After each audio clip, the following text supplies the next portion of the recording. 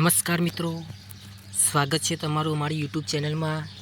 મિત્રો, આજે આપણે જાણીશું સુરત મ્યુનિસિપલ કોર્પોરેશન એસએમસી દ્વારા જુનિયર ક્લાર્કની ભરતી બહાર પાડવામાં આવેલ છે। તો તેની નોટિફિકેશન આવી ગઈ છે। તેના ઓનલાઈન અરજી ફોર્મ 1/4/2026થી ફોર્મ ભરવાના શરૂ થઈ રહ્યા છે। તો તેમાં કુલ કેટલી જગ્યાઓ છે, લાયકાત, વયમર્યાદા, પગાર ધોરણ, એ સિવાય અલગ અલગ બીજા પણ વિભાગની પણ ભરતી આવેલી છે। સ્ટાફ નર્સ છે, પટ્ટાવાળા driver, junior pharmacist, lab technician, એવા અલગ અલગ પ્રકારની ભરતી આવી છે। તેની સંપૂર્ણ માહિતી આપણે આ એક જ વિડીયોમાં જાણીશું। તો મિત્રો, વિડીયોમાં બન્યા રહેજો। મિત્રો, સુરત મહાનગરપાલિકા દ્વારા જાહેરાત પડેલ છે।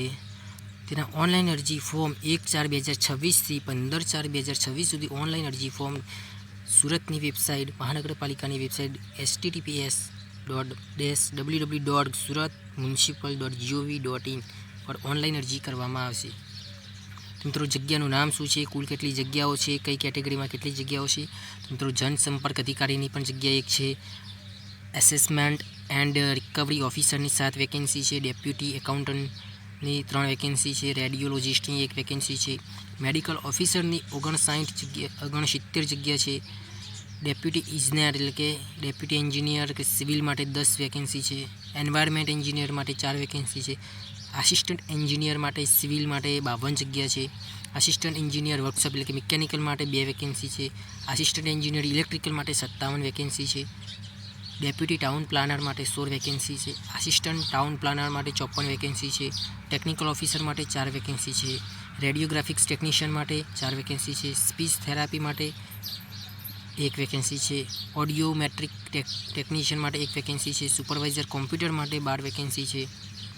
તે રીતે સ્ટાફ નર્સ માટે 150 વેકેન્સી છે, જુનિયર એનાલિસ્ટ માટે 7 વેકેન્સી છે, ઇલેક્ટ્રોકાર્ડિયો ટેકનિશિયન ECG ટેકનિશિયન માટે 4 વેકેન્સી છે, લાઇવ સ્ટોક કીપર માટે 11 વેકેન્સી છે। અને જે આપણે જુનિયર ક્લાર્કની વાત કરી છે એ ત્રીજી શ્રેણીના ક્લાર્ક એટલે કે જુનિયર ક્લાર્ક માટે 717 વેકેન્સી આવેલી છે, જેમાં કેટેગરી વાઇઝ અલગ અલગ જગ્યાઓ આવેલી છે, જે નીચે અંદર આપણે નોટિફિકેશનમાં દર્શાવેલ છે।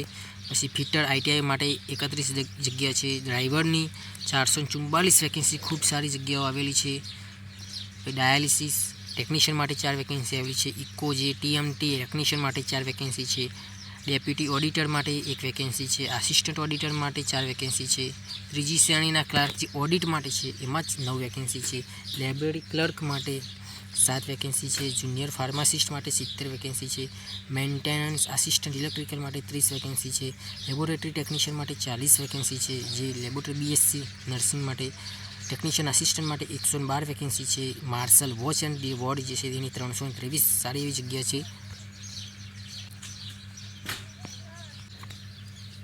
ટેકનિકલ આસિસ્ટન્ટની 112 વેકેન્સી છે। એ રીતે કમ્પ્યુટર ક્યુરેટર જે એક્વેરિયમ માટે 1 વેકેન્સી, સુપરવાઇઝર માટે 1 વેકેન્સી છે, એક્વેરિયમ ઇન્સ્પેક્ટર માટે 1 વેકેન્સી, ટેકનિકલ આસિસ્ટન્ટ બાયોકેમિસ્ટ માટે 1 વેકેન્સી, ટેકનિકલ આસિસ્ટન્ટ જે શાર્ક પૂલ માટે 1 વેકેન્સી છે, એક્વેરિયમ એટેન્ડન્ટ માટે 2 વેકેન્સી છે, ક્યુરેટર એજ્યુકેશન એન્ડ રિસર્ચ માટે 1 વેકેન્સી છે, ઝૂ ગાઈડ 1 વેકેન્સી છે, ઝૂ કીપર માટે 18 વેકેન્સી છે, ઝૂ સેવક માટે 1 વેકેન્સી, ઝૂ એટલે કે જે અંદર જંગલ વિભાગ માટે। અને આ વેકેન્સીની અંદર દિવ્યાંગજન માટે અલગ અલગ વેકેન્સી દર્શાવેલ છે, જે આ ઉપરાંત જે કેટેગરીના જે ક્રમ પ્રમાણે લખેલી છે એ પ્રમાણે દિવ્યાંગ માટે ઉમેદવારો માટે પણ વેકેન્સી રહેશે।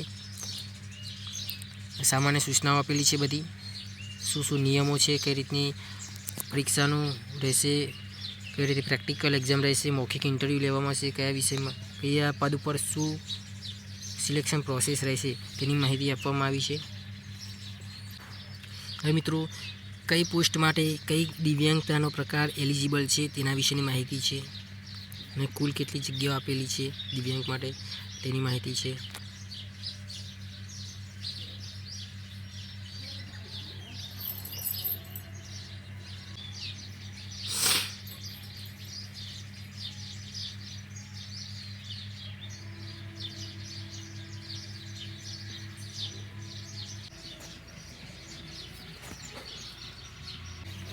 તો આ શૈક્ષણિક લાયકાત, વયમર્યાદા તેમજ પગાર ધોરણની માહિતી છે।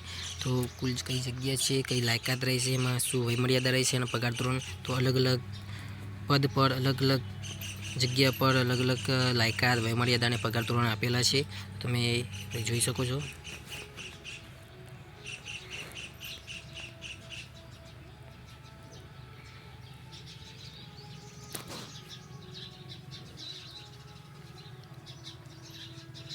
સિવિલ માટે સિવિલ એન્જિનિયર માગેલ છે.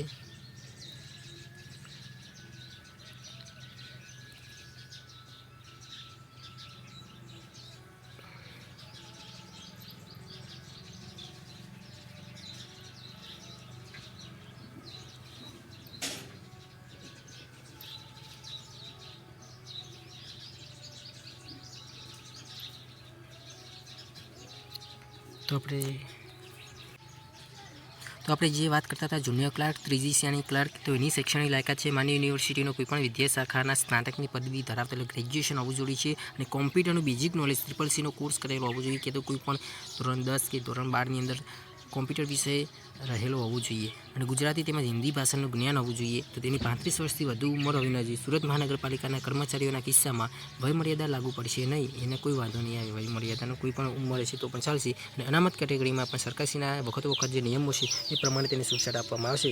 જેમ કે OBCમાં 3 વર્ષ કે SC/STમાં જે આપે છે 5 વર્ષ એ રીતે.